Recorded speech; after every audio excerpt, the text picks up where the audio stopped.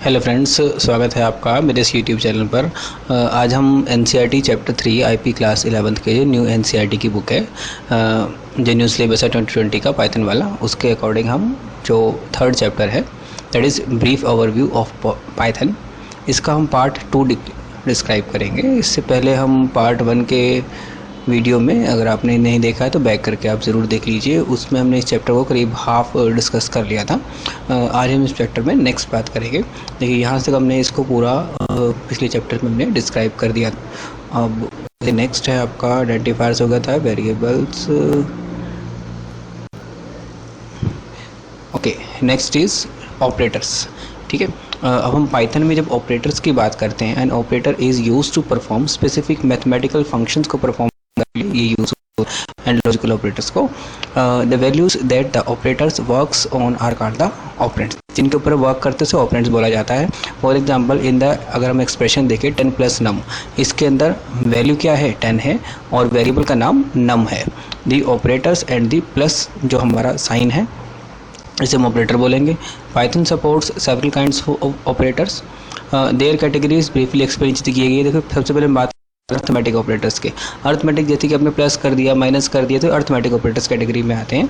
ठीक है, ये देखिए to perform the 4 basic arithmetic operations के लिए अंदर देखो सबसे पहले हम बात करते हैं प्लस की, that is the plus operator, जिसके अंदर देखो मान लो सपोज हमने एक ली है स्ट्रिंग, ये हम और इसमें एक स्ट्रिंग 2 ली है, इन दोनों को अगर हम प्लस कर देते हैं तो आउटपुट हमारा इन दोनों का प्लस होगा। दैट मीन्स पहले हेलो लिखा आएगा फिर इंडिया लिखा आएगा। ध्यान रखना बीच में स्पेस कहीं नहीं था, इस वजह से बिना स्पेस के डिस्प्ले हुआ है। ऐसे एक होता है एस्ट्रिक्ट ऑपरेटर, जिसे हम मल्टीप्लिकेशन के लिए यूज़ करते हैं। ठीक है, ये बेसिकली रिपीट कर देता है the items on left side of the operator if first operands is the string and the second operand is the integer value. ये देखिए जैसे मतलब सपोज हमने लिखा है एक इंडिया लिखा, इंडिया को हमने इंटू 2 कर दिया, तो उस केस में इंडिया 2 बार डिस्प्ले हो जाएगा। तो आपको ध्यान रखना है आउटपुट फाइंडिंग में से छोटे मोटे क्वेश्चंस ऑपरेटर्स के ऊपर आ जाते हैं। इसमें देखिए इस टेबल के अंदर पूरा डिस्क्राइब किया गया है। जैसे हमने प्लस ऑपरेटर अभी भी देखा, एडिशन के लिए काम आता है। Adds 2 numeric values on the either side. देखो हमने मान लो एक लिया वैल्यू 5, एक लिया 6, दोनों को प्लस करेंगे तो 11 आ जाएगा। इस तरीके से सब्ट्रैक्शन ऑपरेटर सब्ट्रैक्ट परफॉर्म करता है। जैसे सेम देखो सेम एग्जाम्पल है, हमने माइनस लगा दिया तो क्या हुआ, 5 - 6 इज़ -1। ठीक है, मल्टीप्लिकेशन देखिए 2 वैल्यूज़ को मल्टीप्लाई करता है। ये देखिए 5 और 6 मल्टीप्लिकेशन होके 30 आ गया। यहाँ पर देखिए थोड़ा सा कंफ्यूज मत होना, हमने ऊपर जो यूज़ किया था यहाँ पर मल्टीप्लिकेशन ऑपरेटर यूज़ किया था स्ट्रिंग के साथ, इस वजह से उसने स्ट्रिंग को 2 बार रिपीट कर दिया था। यहाँ पर जब हम यूज़ कर रहे हैं तो ये हम दोनों नंबर्स ले रहे हैं, नंबर का जब मल्टीप्लिकेशन करेंगे तो प्रॉपर मैथमेटिकल मल्टीप्लिकेशन ही होगा, that is 5 × 6 is 30। Division normal division perform करेगा। ये देखिए 5 को 2 से आप डिवाइड करते हो 2.5 ही आएगा। मॉड्यूलस ऑपरेटर बेसिकली रिमाइंडर हमें दिखाता है। ये रिमाइंडर वाला वर्ड आपको याद रखना है कि रिमाइंडर्स हमें शो करता है डिवाइड करने के बाद। मान लो हम 13 को 5 से डिवाइड करते हैं तो डिवाइड करने के बाद हमारा देखो 3 बच जाएगा। 3 कैसे बचेगा, देखो 5 से करेंगे तो 5 5 2 सा 10, 3 आपका रिमाइंडर नीचे बच जाएगा। अगर नॉर्मल आप डिवाइड करके देखो 5 से 10 तक तो पूरा हो जाएगा, 3 बच जाएगा। तो इस तरीके से मॉड्यूलस ऑपरेटर रिमाइंडर शो करता है। एक होता है हमारा देखो फ्लोर डिवीजन। फ्लोर डिवीजन क्या कर सकता है, देखिए ध्यान से, divide the operands in the left side, वो नॉर्मल डिवीजन ही करता है quotients by removing the decimal part. देखो ये चीज़ ध्यान रखनी है, डेसिमल पार्ट को रिमूव कर देता है। ठीक है, यहाँ पर देखिए जैसे मान लो 5 को हम 2 से डिवाइड करते हैं तब हमारा 2 आएगा, ना कि 2.5। देखो पहले हमारा 2.5 आया था, सिंगल हमने डिवीजन किया था, और हम डबल करके यानी फ्लोर डिवीजन करते हैं तो वो डेसिमल पॉइंट को अपने आप ही छोड़ देता है, रिमूव कर देता है। 0.5 को इसने हटा के नॉर्मल 2 कर दिया। अब देखिए मान लो हमने 2 को 1 से डिवाइड किया, that means 2 is divided by 5, तो सारा का सारा डेसिमल पार्ट ही आएगा। उस केस में ये 0 रिटर्न करेगा। एक देखिए एक होता है एक्सपोनेंट, जिसे हम पावर्स के लिए भी यूज़ करते हैं। मान लो सपोज 3 की पावर 4 हमें निकालनी है तो दैट इज़ 81। ठीक है, 3 की पावर 4 का मतलब 3 × 3 × 3 × 3, 3 और 4 टाइम्स आप मल्टीप्लाई कर दो आपस में तो आपका 81 ही आएगा। अब देखिए कुछ ऑपरेटर्स हमारे प्लस और जो एस्ट्रिक वाले हैं work in similar manner for the other sequence data like list और टाइप टपल्स के अंदर, जो आगे चैप्टर्स में देखेंगे उसके अंदर भी वर्क करता है। यहाँ पर देखिए नेक्स्ट बात कर रहे हैं रिलेशन ऑपरेटर्स। काफ़ी कॉमन है, एग्जाम में इसके ऊपर क्वेश्चंस आते हैं। रिलेशन ऑपरेटर्स बहुत छोटे से हैं। देखिए हम इसको समझते हैं रिलेशन ऑपरेटर्स कौन कौन से होते हैं। देखिए टेबल के अंदर काफ़ी अच्छे तरीके से बताया गया। हम डबल इक्वल टू जब लेते हैं दैट इज़ इक्वल्स टू कहते हैं हम इसको। ठीक है, if the value of the 2 operands are equal then condition is true. और अदरवाइज फाइल्स हो जाएगा। मतलब हम ये ट्रू और फॉल्स चेक करने के लिए कंडीशनल ऑपरेटर की तरह यूज़ करते हैं। मान लो सुबह हम चेक किया number is double equal to num2 तो ये फॉल्स आएगा।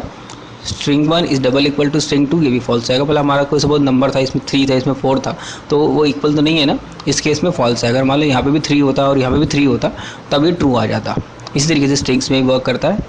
नेक्स्ट हम देखते हैं not equal to, that is if the value of the two operands are not equal to, मतलब इक्वल टू का जस्ट अपोजिट हो गया। अगर नहीं होगा तब वो दिखाएगा सही। मान लो सपोज हमें नंबर को नॉट इक्वल टू num2 है, दैट में मान लो सपोज यहाँ पे 3 था और यहाँ पे 4 था, तो वो नॉट इक्वल टू तो ट्रू हो गया ना कि वो इसके बराबर नहीं है। तो नॉट इक्वल टू क्या मतलब इसके बराबर नहीं है, तो यानी कि ट्रू आ गया।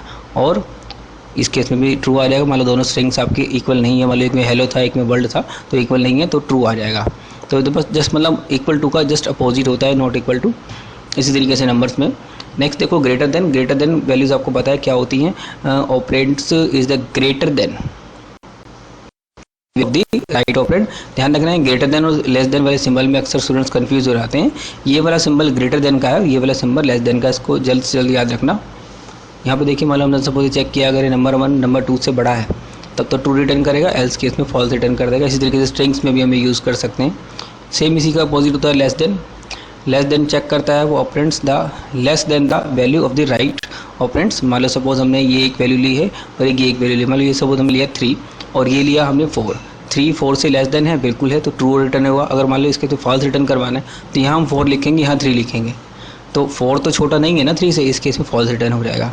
इसी तरीके से आप और भी यूज़ कर सकते हो, लेस देन इक्वल टू और ग्रेटर देन इक्वल टू भी आप यूज़ कर सकते हो, ये भी सिमिलर तरीके से यूज़ होंगे। इक्वल टू को भी चेक कर लेगा साथ साथ वो। नेक्स्ट देखते हैं असाइनमेंट ऑपरेटर्स में। असाइनमेंट ऑपरेटर्स कैटेगरी देखिए equal to, single equal to को असाइनमेंट ऑपरेटर कहते हैं। देखिए दोनों में फ़र्क है। यहाँ हमने ऊपर देखा था double equal to relational operator category में आता है, जबकि सिंगल इक्वल टू जो होता है वो आपका असाइनमेंट की कैटेगरी में आता है। ध्यान रखना, ये काफ़ी इंपॉर्टेंट क्वेश्चन एग्जाम में पूछा जाता है। सिंगल और डबल इक्वल टू में क्या फ़र्क है, देखिए तो कैटेगरी फ़र्क है और उनका पर्पस भी फ़र्क है। देखिए ये बेसिकली सिर्फ असाइन करता है वैल्यूज़ को, सिर्फ वैल्यूज़ को असाइन कर रहा है।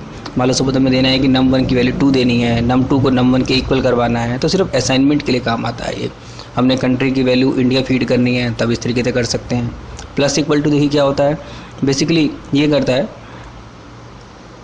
Value right side operates to the left side operand assign the result to the left side operand. देखो उसको एग्जांपल से समझिए।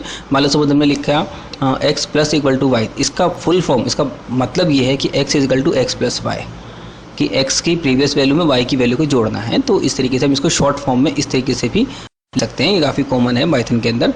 मान लो सपोज देखिए यहाँ पे एग्जाम्पल में अच्छे से बताया गया है कि मान लो एक नंबर 10 है, एक नंबर 2 हमारा 2 है। हमने क्या करा, नंबर 1 में प्लस कर दिया नंबर 2 को, तो इसका वैल्यू हो जाएगा 12। ठीक है, तो इसका फुल फॉर्म क्या हुआ, that is num equal to num plus num2। ठीक है, num is equal to num1 plus num2, दोनों को जोड़ दिया उसने और num1 के अंदर असाइन करते। तो इस तरीके num1 की वैल्यू 12 हो जाएगी और num2 तो था ही 2, इसमें कोई चेंज नहीं होगा। ठीक है, देखिए असाइनमेंट हमारा इस केस में पहले वाले वेरिएबल पे हो रहा है। देखिए x plus equal to y किया तो x की वैल्यू चेंज होके x के अंदर y जुड़ रहा है। नेक्स्ट देखिए इसी तरीके से सेम माइनस इक्वल टू भी आप ट्राई कर सकते हो, वही सेम है। देखो मान लो 10 ये 2 है, माइनस इक्वल टू लिखते हैं तो दैट इज़ 10 माइनस 2 हो जाएगा। ठीक है, तो कितना हो गया, 8 हो गया। इसी तरीके से आप सिमिलर तरीके से multiply equal to, division equal to, modulus equal to, floor equal to, power जैसे एक्सपेंडिंग के लिए यूज़ करते हैं इक्वल टू, ये सब भी आप इसी तरीके से ट्राई कर सकते हो।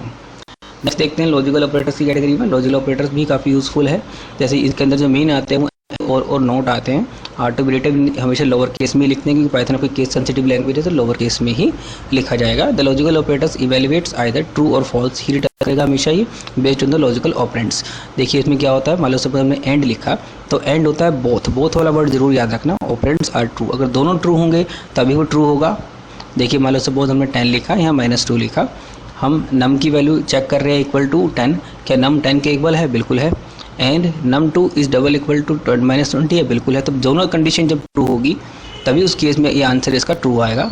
इसी तरीके से एग्जांपल और देखिए फॉल्स क्यों आया। देखो num1 तो ठीक है 10 है, लेकिन num2 की वैल्यू 10 नहीं है, इस वजह से क्या रिटर्न हुआ, फॉल्स। देखो एंड का मतलब आप अगर इंग्लिश में भी सोचो तो बोथ मतलब होता है, मतलब दोनों कंडीशन ट्रू होनी चाहिए तभी वो ट्रू होगा, अदरवाइज फॉल्स होगा।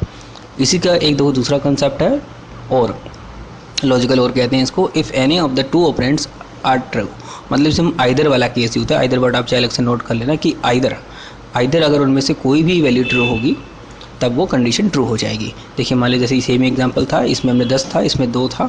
अगर ये ग्रेटर देन इक्वल टू 10 है, मतलब ये ग्रेटर देन इक्वल टू 10 है, बिल्कुल है, इक्वल टू भी है ना, तो इसलिए ट्रू हो गया। और num2 is greater than equal to 10, ये वाला फॉल्स है, लेकिन फिर भी आंसर ट्रू आया। क्यों?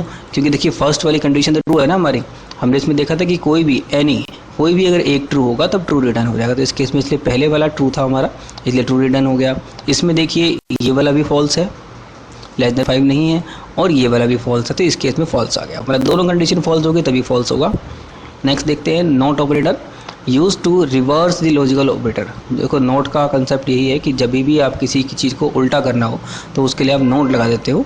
यहाँ पर देखिए मान लो सपोज इक्वल टू 20, इसके क्या इसके इक्वल टू 20 है, ये ब्रैकेट वाला जरा सॉल्व कीजिए, नहीं है क्योंकि इसकी वैल्यू 10 है, तो इसका उल्टा क्या हो गया? ट्रू। ठीक है, यहाँ क्या रिटर्न कर रहा था? फॉल्स रिटर्न कर रहा था, फॉल्स कर रहा था ना यहाँ पे, तो फॉल्स का उल्टा क्या हो जाएगा? ट्रू। इसी तरीके से यहाँ पे क्या रिटर्न करेगा? ट्रू। ट्रू का उल्टा क्या हो जाएगा? फॉल्स। तो लॉजिकल नोट क्या करता है? बेसिकली रिवर्स कर देता है उसको, रिवर्स वाला वर्ड ध्यान रखना।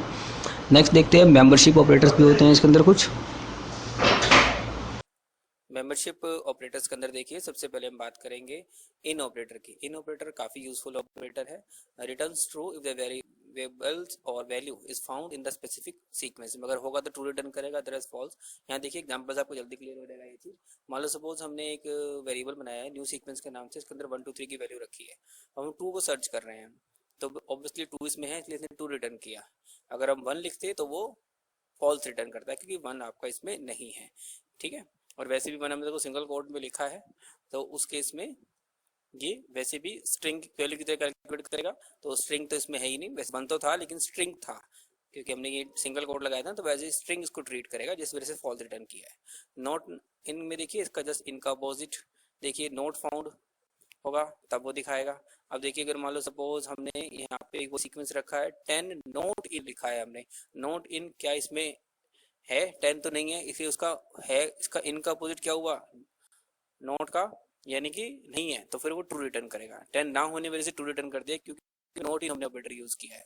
नेक्स्ट वो देखते हैं इसमें एक्सप्रेशंस के ऊपर। An expression is defined in combinations of constants. Combination of constants का रहता है ये variables and operators. ठीक है, an expression always evaluates the value, हमेशा वैल्यू को evaluate ही करता है वो, और कुछ खास नहीं करता है। A value or the standalone variable is also considered as an expression, but a standalone operator is not an expression. देखिए इसको एग्जांपल से समझते हैं। मान लो सपोज हमने देखिए एग्जांपल लिए हैं, इस नंबर में से हमें ये 20.4 घटाना है। यहाँ पर देखिए कुछ कैलकुलेशंस हमें करनी है, ब्रैकेट अलग है, डिवीजन अलग है, माइनस और मल्टीप्लिकेशन यहाँ हमने प्लस किया है, यहाँ हमने प्लस किया है।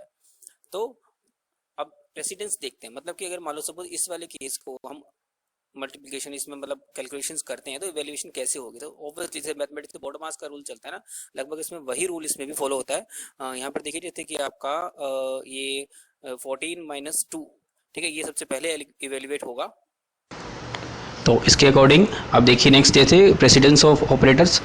सो for as we difference operators हमने देखा इसके अंदर यूज़ हो जाते हैं। एग्जांपल्स हमने देख लिया, इसके expressions containing more than one operator भी देखे, देयर प्रेसिडेंसेस भी देखी, ऑर्डर एंड हायरार्की भी देखी, डिटरमाइन भी किया हमने फर्स्ट में। अब देखिए इसमें एक चीज़ ध्यान देनी है कि मल्टीप्लिकेशन और जो डिवीजन वाला होता है ये हायर प्रेसिडेंस होता है देन द प्लस और माइनस। मतलब अगर किसी एक्सप्रेशन में बहुत सारे इस तरीके से मल्टीप्लिकेशन डिवीजन प्लस माइनस होंगे तो सबसे पहले प्रेसिडेंस किसका होगा?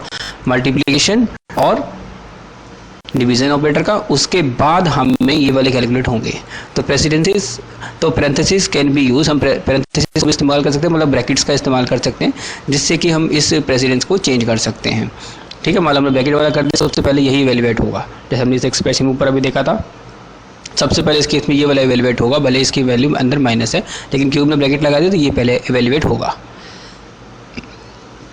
For operators with equal precedence the expression is evaluated from left to right. अगर इक्वल ऑपरेटर्स के प्रेसिडेंसीज के में दोनों आ रहा है तो वो लेफ्ट टू राइट एक्सप्रेस होगा। मान लो देखो, मान लो ये वाला एग्जांपल है हमारे पास 20 + 30 × 40। तो सबसे पहले क्योंकि इन दोनों का इवैल्यूएट होगा, क्योंकि ये सबकी इसकी प्रेसिडेंस सबसे ज़्यादा है मल्टीप्लिकेशन, जैसे प्रॉब्लम में देखा अभी। ठीक है, तो इसका वैल्यूएट हुआ 1200 आया, इसमें +20 होगा तो 1220। तो इस टाइप से एग्जाम में भी क्वेश्चन आ सकते हैं। यहाँ पर देखिए मान लो सपोज ब्रैकेट वाला है तो ब्रैकेट वाला पहले ही वैल्यूएट होगा, इस वजह से इनकी वैल्यू 50 हो गई 50 × 40 तो 2000 हो गया। ऐसे ही देखो नेक्स्ट हमारा एक्सप्रेशन है, इसमें भी सबसे पहले ब्रैकेट वाला इवेल्युएट होगा। ये देखिए ब्रैकेट वाला इवेल्युएट हुआ, उसके बाद यहाँ पर कौन सा प्रेसिडेंट ज़्यादा होता है, डिवीज़न वाला। तो सबसे पहले डिवीज़न वाला परफॉर्म होगा, डिवीज़न परफॉर्म होने के बाद प्लस हो जाएगा। अब देखिए नेक्स्ट देखते हैं input and output. Input output operator के अंदर हम दो यूज़ करते हैं यहाँ पे, मतलब आपका इनपुट वाला फंक्शन हम यूज़ करते हैं। किस लिए यूज़ करता है, function to taking the values entered by the input device keyboard वगैरह से हम, और इनपुट फंक्शन प्रॉम्प्ट यूजर से वो प्रॉम्प्ट करेगा कि वैल्यू क्या है करो उसमें, and accept the value, alphabet हो या फिर कोई स्पेशल कैरेक्टर हो उन सबको एक्सेप्ट करवा लेता है। इसका देखिए सिंटेक्स ये रहता है, एक वेरिएबल हम देंगे सामने और इनपुट का प्रॉम्प्ट करेंगे। प्रॉम्प्ट में अंदर कुछ लिखने की है, ये मैसेज में डिस्प्ले हो जाएगा। Prompt is the string we may like to display on the screen prior to taking the input. जब हम इनपुट को लेंगे तो कोई ना कोई डिस्प्ले करेंगे कि एंटर योर मैसेज, वो एंटर योर वैल्यू, तो वो चीज़ यहाँ प्रॉम्प्ट में लिखी जाती है। इसको प्रैक्टिकल एग्जांपल से भी नीचे देखेंगे। The input takes exactly what is typed from the keyword, keyword से हम टाइप करेंगे वो एज इट इज ले लेगा, और इक्वल टू में जो आपने वेरिएबल रखा होगा उसके अंदर वो वैल्यू असाइन कर देगा। देखिए यहाँ पे that is a practical example. यहाँ हमने लिखा F name equal to input, input के अंदर हमने दिया enter your name, that is a message जो वहाँ डिस्प्ले होगा। अब देखिए अब जब इसको रन करेंगे तो इस तरीके से message display, enter your name, यहाँ पर सपोज हमने लिख दिया अर्नब, एंटर किया। इस तरीके से हमने मान लो सपोज एंटर करवाया तो इस तरीके से हमने 19 लिखा तो 19 इसके अंदर असाइन हो जाएगा एज में, और यहाँ अर्नब किस में असाइन हो जाएगा, एफ नेम में। ठीक है, the variable F num gets the Arnab, वही चीज़ इन्होंने बताई है। We can change the data type of the string को, देखो स्ट्रिंग की डाटा टाइप को हम चेंज भी कर सकते हैं, क्योंकि देखो अगर हम वो स्ट्रिंग में ये 19 को एज को एक्सेप्ट करवा रहे हैं तो it is a integer value. ठीक है, और अगर हम इसे कैरेक्टर में एंटर करवाएंगे तो उसमें कैलकुलेशन में दिक्कत आएगी, इस वजह से हम इसको इंट फंक्शन के थ्रू कन्वर्ट कर लेते हैं स्ट्रिंग इंटीजर में कन्वर्ट करने के लिए। ठीक है, ये देखिए इस तरीके से मान लो एज में हमें वैल्यू इंसर्ट करवानी है और न्यूमेरिक वैल्यू चाहिए, तो इस वाले पूरे बैग से पहले जस्ट हमने देखिए इंट लगा दिया। ठीक है, तो वो जो भी वैल्यू आएगी वो इंटीजर में कन्वर्ट हो जाएगी, तो उसका हम टाइप अगर हम चेक भी करते हैं तो हमारा वो इंट दिखा देगा।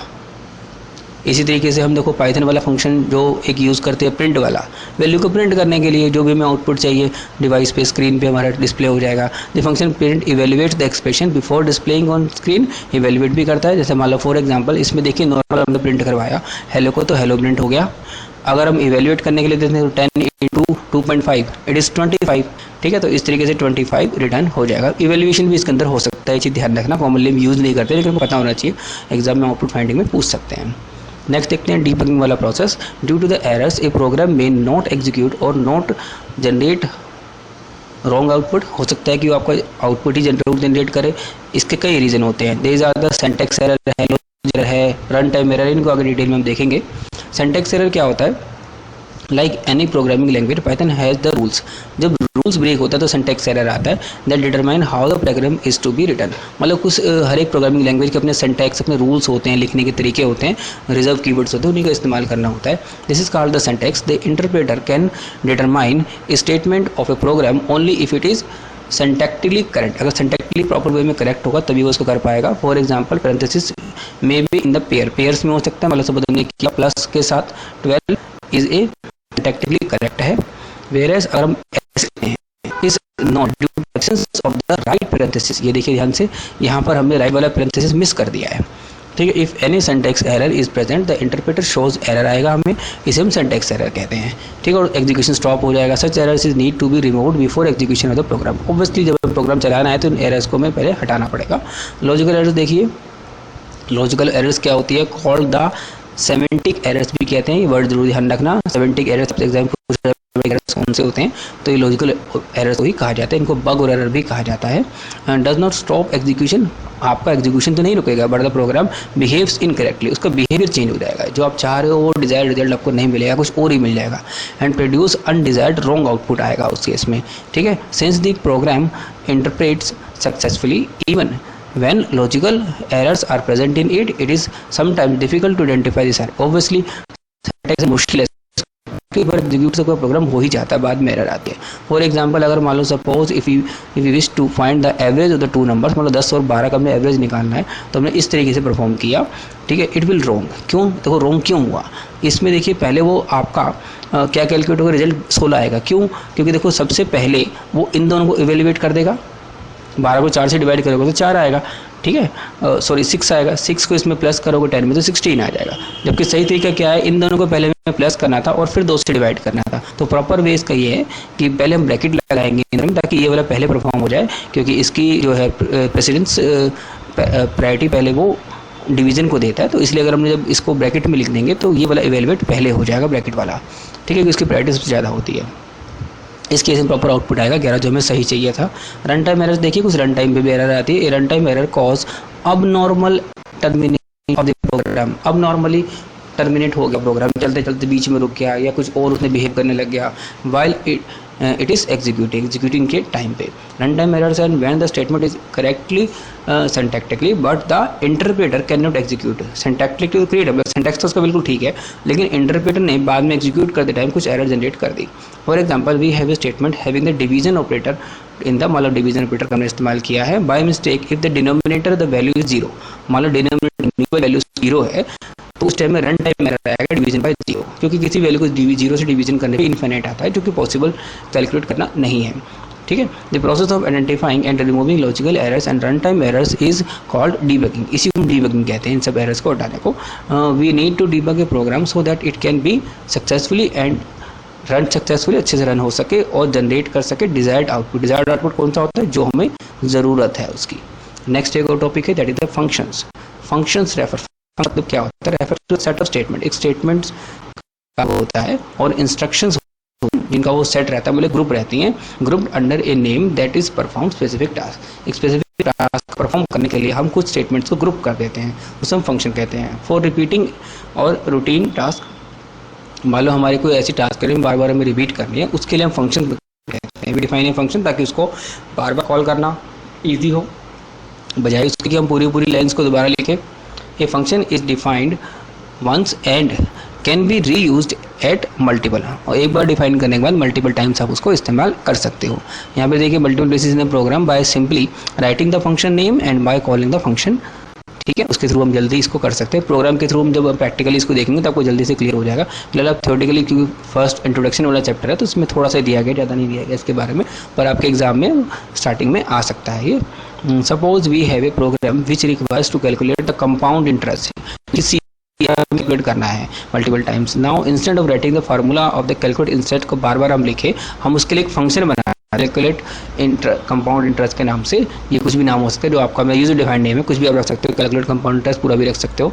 And inside the function we write the code to take the inputs, वो 2 इनपुट्स आप चलेगा, इंटरेस्ट रेट, ड्यूरेशंस और प्रिंसिपल, ठीक है, मतलब टाइम हो गया, प्रिंसिपल हो गया, रेट हो गया, ये तीनों चीज़ वो यूजर सेंटर करवाएगा, कैलकुलेट इंटरेस्ट करेगा and display the output.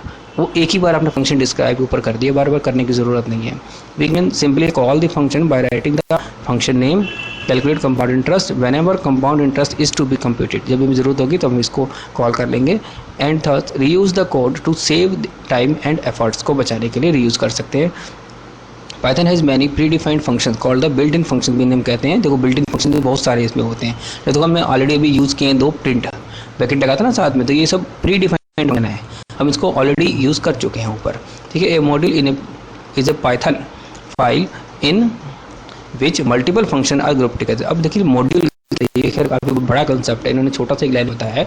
Module basically क्या है, एक फाइल होती है पाइथन की अलग से, जिसके अंदर बहुत सारे फंक्शंस को एक साथ रखा जाता है, ठीक है। These functions can be easily named, easily used in a Python program by importing the module using import. देखो इंपोर्ट कीवर्ड के थ्रू हम शुरू में इंपोर्ट करके उस पर्टिकुलर फाइल को इंपोर्ट कर लेते हैं और उसके सभी से फंक्शंस को इस्तेमाल कर सकते हैं। Use of built in functions makes programming faster. जब बिल्ट इन फंक्शन को इस्तेमाल करेंगे तो प्रोग्रामिंग फास्टर होगी, हमें फंक्शन अलग से बनाने की जरूरत नहीं है, सिर्फ यूज़ करने की ज़रूरत है। एक बार फाइल को इंपोर्ट किया, सारे फंक्शन उसके इंपोर्ट हो गए और हम उसको यूज़ कर सकते हैं, एंड एफिशिएंट भी हो जाएगा बहुत ज़्यादा। To use a built in function we must know the following about the function. देखिए पहले तो हमें फंक्शन का नाम पता होना चाहिए, फंक्शन का नाम क्या है, तभी तो हम उसको कॉल करेंगे। आर्ग्यूमेंट्स, उसके अंदर कौन कौन से आर्ग्यूमेंट्स हमें पास करने हैं। Calling arguments enclose the parenthesis and the functions. Function works based on these values, in values को हम पास करेंगे, उसी के बेस पे काम करेगा। फंक्शन में और मे नोट हैव द आर्ग्यूमेंट्स, हो भी सकते हैं नहीं भी हो सकते। जैसे मान लो फॉर एग्जांपल हमें प्रिंट लिया, इनपुट लिया, इनके अंदर आर्ग्यूमेंट्स रख भी सकते हो और नहीं भी रख सकते हो ब्रैकेट में। रिटर्न वैल्यू, फंक्शन जब भी कुछ एग्जीक्यूट होता है जनरली रिटर्न करता है, कभी कभी वो रिटर्न नहीं भी करता, कुछ फंक्शन ऐसे होते हैं। ठीक है, the function perform operations on the basis of arguments pass to it, और उसके बाद रिजल्ट जनरेट करता है, कर देता है कॉलिंग पॉइंट से, जहाँ से आपने फंक्शन को कॉल किया है वहाँ पे रिटर्न कर देता है। Some functions do not have return value, कई फंक्शन की वैल्यू वहीं पे सब एग्जीक्यूट करा के मैसेज डिस्प्ले कर देते हैं। देखिए प्रोग्राम देखते हैं। मान लो सपोज हमने इनपुट, इंट और प्रिंट वाले फंक्शन की हेल्प से, मान लो सपोज हमने एक फंक्शन कॉल किया जिसके अंदर हमने फर्स्ट नंबर इंसर्ट करवाया यूजर से, इसको इंट में इसलिए कन्वर्ट किया है ताकि वो हम उस पर कैलकुलेशन कर पाए। हमने इसका स्क्वायर निकाल लिया, ये देखिए नंबर इंटू नंबर करके स्क्वायर निकल गया। स्क्वायर में हमने स्टोर करवा लिया, एक वेरिएबल का नाम है, और यहाँ पर हमने देखो डिस्प्ले करवा दिया स्क्वायर ऑफ नम। नम देखिए हमने बिना डबल कोट्स के इसलिए लिखा है क्योंकि ये एक हमारा वेरिएबल है। वेरिएबल जब भी हम प्रिंट स्टेटमेंट में लिखते हैं तो बिना डबल कोट्स के लिखते हैं। फिर हम लिखा इज और फिर square, square is also variable, तो हमने ये भी बिना डबल कोट्स के लिखा है। अब देखिए इसके अंदर हमने अगर हम ऑब्जर्व करें तो हमने ये इंट और इनपुट वाला 2 और प्रिंट वाला तीसरा, थर्ड, हमने तीन इसमें फंक्शन इस्तेमाल किए हैं। इसके बाद हमने देखिए आर्गुमेंट्स वैल्यूज भी पास करी है। इस वाले में देखिए सब आर्गुमेंट्स वैल्यू हमने पास करी है। इसके अंदर हमने देखिए आर्गुमेंट की वैल्यू पास करी है ब्रैकेट में। ठीक है, सिमिलरली द प्रिंट फंक्शन है द 4 आर्गुमेंट्स, जैसे हमने देखा 4 आर्गुमेंट तो कोमा लगा के पहले ये किया, फिर ये और फिर ये 4 आर्गुमेंट्स हो गए हैं इसमें कोमा ऑपरेटर के थ्रू हमने जो उसमें पास करे हैं। The int function is the first line, in the first line में तो get takes as argument the value entered by the user from the keyboard and converts it into a string or return, इसको string में convert करेगा और return भी कर देगा। thus the return value for the int function is an integer रहेगी हमेशा ही, क्योंकि इंट में हमने कन्वर्ट कर दिया इसको। यहाँ पर देखिए कॉमनली कुछ बिल्ट इन फंक्शन के नाम दिए गए हैं, 2 हमने कभी यूज़ किए हैं ये वाले, बाकी ये सब मैथमेटिकल फंक्शन हम आगे डिटेल चैप्टर में जब आएगा फंक्शन वाला उसमें हम करेंगे। अभी ये कुछ आपके और फंक्शंस हैं, हमने टाइप वाला देखो अभी यूज़ किया था टाइप पता लगाने के लिए, तो आगे आते रहेंगे फंक्शंस ये। अब देखिए नेक्स्ट एक काफ़ी इंपॉर्टेंट कंसेप्ट है, that is if else statement. ठीक है, इसको भी चलो इस वीडियो में कर ही लेते हैं। इसके बारे में पूरा वीडियो अलग से बना रखा है, वो मैं आपको डिस्क्रिप्शन बॉक्स में नीचे डाल दूंगा, जिसमें आप और प्रोग्राम्स इसके कर सको प्रैक्टिस के लिए। फिलहाल इसका कंसेप्ट समझते हैं। Usually statements in a program are executed one after another, generally एक के बाद एक दूसरी चलती है, लेकिन कुछ सिचुएशन में हम इसको चेंज कर सकते हैं। देखिए कैसे चेंज करेंगे, इफ़ एल्स स्टेटमेंट के थ्रू। ठीक है, द कंडीशंस, इसे हम कंडीशन भी कहते हैं, कंडीशनल स्टेटमेंट्स भी कहते हैं। Let us write the program, तो प्रोग्राम बनाते हैं। देखिए मतलब इफ़ एल्स स्टेटमेंट के थ्रू हमने एक प्रोग्राम बनाया, इसमें क्या हो रहा है, हमने वैल्यू एंटर करवाई एज की। अब हमने क्या किया, if that is reserve keyword, if age is greater than 18, मतलब क्या एज की वैल्यू 18 से बड़ी है, तब देखिए ये इसका सिंटैक्स में होता है, ये आपको लिखना ही पड़ेगा, कोलन का साइन ज़रूर लगाना पड़ेगा बाद में इंडिकेट करने के लिए कि इफ स्टेटमेंट खत्म हो गई है। ठीक है, उसके बाद हमने लिखा प्रिंट एलिजिबल टू वोट, कि मतलब प्रोग्राम क्या हुआ, हम ये चेक कर रहे हैं कि पर्सन की एलिजिबिलिटी चेक कर रहे हैं, वोट करने के काबिल है या नहीं। ऑब्वियसली 18 से ऊपर होगा तभी इंडिया में रूल चलता है कि वो वोटिंग कर सकता है। इफ एल्स देखिए, इफ एल्स स्टेटमेंट में क्या होता है, एग्जीक्यूट करवाता है। If when the condition is true otherwise execute statements inside else, else के अंदर चलती है। फॉर एग्जांपल देखिए, मान लो हमने एक प्रोग्राम किया to subtract smaller number from the larger number, से सब्ट्रैक्ट करना है, डिस्प्ले द डिफरेंस। मान लो सपोज हमने एक नंबर यूजर से पहले एंटर करवाया, दूसरा नंबर नंबर 2 में एंटर करवाया।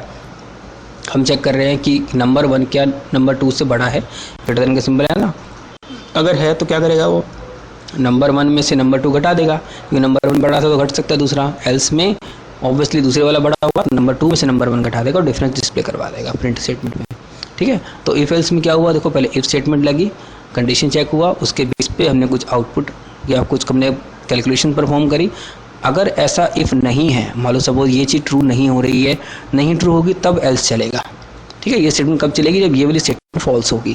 ठीक है, तो इस केस में एल्स चलेगा। एल्स करके हमने ये चीज़ परफॉर्म करी और फिर लास्ट में इफ एल्स खत्म। देखो इफ एल्स यहाँ पर खत्म हो चुका है, इतना ही इफ एल्स। इसके बाद हमने प्रिंट स्टेटमेंट में ये प्रिंट करवा दी कि भी ये डिफरेंस ये आया दोनों में। ये देखिए आउटपुट दिखाया गया, मान लो 5 और 6 एंटर किया तो उसका डिफरेंस 1 आ जाएगा, -1 नहीं आएगा उसने, क्योंकि ये वाला नीचे वाला चल जाएगा। ठीक है, और उस केस में 1 ही आएगा।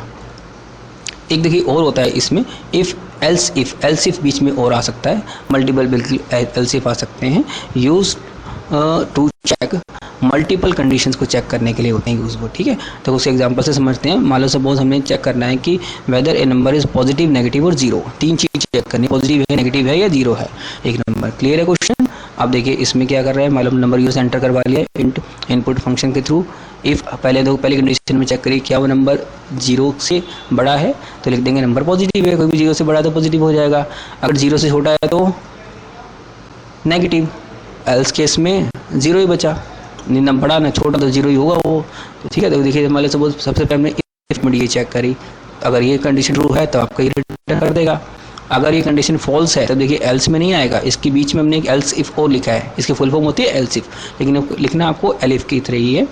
Number is less than zero है तब उस केस में नंबर इज नेगेटिव लिखा आएगा, एल्स केस में नंबर इज जीरो लिखा आएगा, ठीक है। तो एल्स इफ जितने मर्जी हो सकते हैं, बीच में जितने मर्जी एल्स इफ रख सकते हो, वो नीड करती है क्वेश्चन टू क्वेश्चन। यहाँ पर हमारी एक ही नीड थी क्योंकि हमें तीन ही वैल्यूज चेक करनी थी, तीन ही कंडीशन चेक करनी थी, इस वजह से हमने एक इफ में रख लिया, दूसरा एल्स इफ में और तीसरा एल्स में। When the condition statement appears, the Python interprets, executes करता है प्रोग्राम को ब्लॉक बाय ब्लॉक, और else if स्टेटमेंट जैसे ही डिपेंड करेगी कि number of the conditions will be checked, ठीक, कितनी कंडीशन हमें चेक करनी है इस पर डिपेंड करेगा कितने बीच में हमें else if लगाना है। जैसे मैंने आपको बताया हमें तीन ही चीज़ चेक करनी थी, इसलिए बीच में एक ही else if हमने लगाया है, ठीक है। If one of the condition is true then the corresponding indented block executed, जो नीचे होगा वो एग्जीक्यूट हो जाएगा, एंड इफ स्टेटमेंट टर्मिनेट्स हो जाएगा वहीं पे। एक बार मान लो कंडीशन ट्रू मिल गई तो यहीं पे खत्म हो गया, सीधा बाहर आ जाएगा, ठीक है। वही चीज़ बताइए इफ एल्स वाले हम चलते हैं, उससे दोनों में क्या फर्क है। अब देखिए फॉर लूप और देखते हैं, ये इसमें और है थोड़ा इंपॉर्टेंट कंसेप्ट है फॉर लूप का, इसके बारे में मैंने एक वीडियो बना रखा है पूरा का पूरा, कुछ पाइथन के जो कॉमन 25 क्वेश्चन वाले हैं वो मैं आपको डिस्क्रिप्शन बॉक्स में नीचे दे दूँगा। देखिए फॉर लूप क्या होता है, basically we need to repeat the certain things for a particular time. हमें जब किसी रिपीट करना हो बार बार, उसके लिए हम फॉर लूप यूज़ करते हैं, ठीक है। मान लो suppose a program has to display the attendance for every student in a class में बहुत सारे स्टूडेंट सबकी अटेंडेंस डिस्प्ले करवानी है, तो उसके लिए हम फॉर लूप बनाएंगे। Here the program has to execute the print statement for every student in programming. This kind of repetition, जो हम रिपीटेशन करते हैं बार बार, इज कॉल्ड द लूपिंग, इसी को लूपिंग कहते हैं और आइटरेशन कहते हैं। And it is done using for statement. The for statement is use to iterate over a range of values और ए सीक्वेंस के थ्रू चलता है। The loop is executed for each item in the range. The values can be numeric, string, list और tuple हो सकती है वो। When all the items in the range are executed exhausted, मतलब ख़त्म हो जाती हैं, तब क्या होगा, if the statement within loop are not executed, वो फिर नहीं चलेगी। जब देखो आपने जितनी स्टेटमेंट जितनी रेंज चलानी थी पूरी रेंज चल गई, ख़त्म हो गई, उसके बाद वो रुक जाएगा। And the Python interpreter starts executing the statements immediately following the for loop, मतलब उसके फॉर लूप खत्म होने के बाद जो स्टेटमेंट होगी वो चल जाएगी। और वो कब चलेगी, जब आपकी रेंज पूरी की पूरी एग्जस्ट हो जाएगी, ख़त्म हो जाएगी। ये पॉइंट ध्यान रखना। बाकी इसको प्रैक्टिकल भी नीचे देखते हैं क्वेश्चन में। While using for loop we should know the in advance the number of times the loop will execute। हमें पता होना चाहिए कितने नंबर ऑफ टाइम्स लूप चलेगा। देखिए यहाँ पे देखिए इसका सिंटैक्स ये होता है, फॉर और फिर कंट्रोल वेरिएबल्स लिए जाते हैं, सीक्वेंस लिया जाता है कहाँ तक मिलना रेंज का, और फिर लूप की बॉडी के अंदर रखनी है। देखिए इसको प्रैक्टिकली समझते हैं। Program to print even numbers in a given sequence using for loop. हमें इवन नंबर्स को प्रिंट करना है एक सीक्वेंस के अंदर। देखिए यहाँ पर हमने क्या किया, एक सीक्वेंस लिया यहाँ पे। देखिए अच्छा ये वाला चीज़ देखिए यहाँ पे, यहाँ जब हमने हैश से डिस्प्ले करवाया है, ये सब का सब आपका कमेंट रहता है, ये आपका एग्जीक्यूट नहीं होता है, ठीक है। ये चीज़ ध्यान रखना, ये चीज़ एग्जीक्यूट नहीं होगी, सिर्फ कमेंट्स हैं। ये प्रोग्राम को समरी देने के लिए, प्रोग्राम के बारे में बताने के लिए यूज़ किया जाता है, इनका बाकी एग्जीक्यूशन कभी नहीं होता है। देखिए नंबर हमने लिया है, बहुत सारे नंबर्स इसके अंदर ले लिए ब्रैकेट बना के, फॉर लूप हमने चलाया इन नंबर्स, पूरी रेंज हमने नंबर की देखी, यहाँ तक भी ये चलेगा नंबर्स में। इन देखो इन ऑपरेटर लगाया है, ध्यान समझिए, फॉर नंबर, ठीक है, नम कोई भी एक वेरिएबल है, हमने एन कुछ भी रख लीजिए, फॉर नम इन किस में, इन नंबर्स में, सबका सब चलाएगा। कॉलन लगा रही है हमेशा हम लास्ट में। इफ़ देखो फॉर के अंदर इफ़ लग गया कि इफ़ नंबर इज़ रिमाइंडर 2 से करते हैं तो 0 आएगा, तो इट इज़ इवन नंबर। ऐसी तो होता है, मान लो अगर हम किसी नंबर को 2 से डिवाइड करते हैं और वो 0 आ जाता है, तभी हम उसको इवन नंबर कहते हैं। वही देखो हमने चेक किया, अगर नंबर को 2 से डिवाइड करने पे 0 आ रहा है तो वो स्टेटमेंट क्या प्रिंट होगी, कि नंबर इज इवन। जो भी नंबर उस टाइम हम ऑपरेटर चेक कर रहे थे, मान लो एक पे चेक कर रहे थे तो एक वाला डिस्प्ले हो जाएगा, दो पे चेक कर रहे थे तो दो वाला डिस्प्ले हो जाएगा, जितने भी नंबर होंगे सबके सब वो डिस्प्ले हो जाएंगे इवन नंबर वाले। ठीक है, तो वो इस तरीके से आउटपुट आएगा। 2 आएगा, 4, 6, 8 और 10, ये सब आपके ई नंबर्स हैं जो इसमें से छट के फिल्टर होकर डिस्प्ले हो जाएंगे। बाकी जब एक आएगा तो एक पे हमने एल्स तो कुछ दिया नहीं ना, इसलिए एक तो सीधा स्किप हो जाएगा। Body of the loop is intended with respect for the for loop. अब देखिए नेक्स्ट देखते हैं रेंज ऑपरेटर। रेंज ऑपरेटर भी काफ़ी यूजफुल है। The range is the built in function in Python. Syntax देखिए से क्या रहता है, ये रहता है रेंज। पहले हम स्टार्टिंग वैल्यू देते हैं, फिर स्टॉप कहाँ पे स्टॉप करना है, और स्टेप ऑप्शनल होते हैं। बेसिकली इसमें क्या होता है, हमें रेंज चलानी है कहाँ से लेके कहाँ तक। तो हमें यहाँ से लेके, मान सपोज 1 से लेके 10 तक चलानी है, तो 1 यहाँ लिखेंगे, 1 यहाँ लिखेंगे। और स्टेप क्या होता है, देखिए मान लो सपोज हम चाहते हैं कि सारी वैल्यू डिस्प्ले हो, 1, 2, 3, 4, 5, तब तो वो स्टेप देने की ज़रूरत नहीं, क्योंकि बाय डिफ़ॉल्ट स्टेप एक ही होता है। मान लो सपोज हम चाहते हैं 1 छोड़ के डिस्प्ले हो, तो हम यहाँ 2 लिखेंगे, तो फिर क्या डिस्प्ले होगा, 1 के बाद 3, फिर 5, इस तरीके से एक वैल्यू स्किप होकर डिस्प्ले होगी। ठीक है, बाय डिफ़ॉल्ट इसकी स्टार्टिंग वैल्यू 0 रहती है, आपको ध्यान रखना होगा। अगर हम स्टार्टिंग वैल्यू नहीं देते तो वो 0 रहती है। ठीक है, यहाँ पे देखिए एग्जांपल के थ्रू समझेंगे, जल्दी समझ आपको आएगा। इसमें वाले सपोज लिस्ट में दिया रेंज 10 तक दिया, तो ऑब्वियसली बाय डिफ़ॉल्ट स्टार्टिंग से बताया मैंने वैल्यू 0 रहेगी, तो 0 से लेके 9 तक चलेगा। एक चीज़ आपको और ध्यान रखनी है कि हमेशा इसमें एक जो रेंज में वैल्यू देते हैं वो उससे कम चलता है। ठीक है, ये चीज़ आपको ज़रूर याद रखनी है कि रेंज में वैसे प्रैक्टिस धीरे धीरे करोगे तो हो जाएगी, आगे काफ़ी प्रोग्राम इसके हम करेंगे कि एक कम चलता है। ये चीज़ बिल्कुल ध्यान रख लीजिए। यहाँ 9 तक चला है, 0 से 9 तक। स्टार्टिंग वैल्यू गिवन एज 2, हमने 2 दिया तो 2 से लेके 9 तक चल गया। यहाँ पर देखिए हमने 0 से लेके 30 तक चलाना है, लेकिन स्टेप 5 दे दिया, तो 5 स्किप कर करके चलेगा। तो देखो 0, फिर 5 स्किप करके 5 आया, फिर 10 आया, 15, 20 और 25। ठीक है, एक देखिए नेक्स्ट हम देखते हैं, अगर मान लो सपोज डिक्रीजिंग सीक्वेंस हमने दे दिया, यहाँ पे देखिए -1 दिया, तब क्या होगा, ध्यान से देखिए। 0 से लेके -9 तक दिया, अगर नंबर लाइन आप सोचे 0 से लेके -1 आपका लेफ्ट हैंड साइड में चलता है।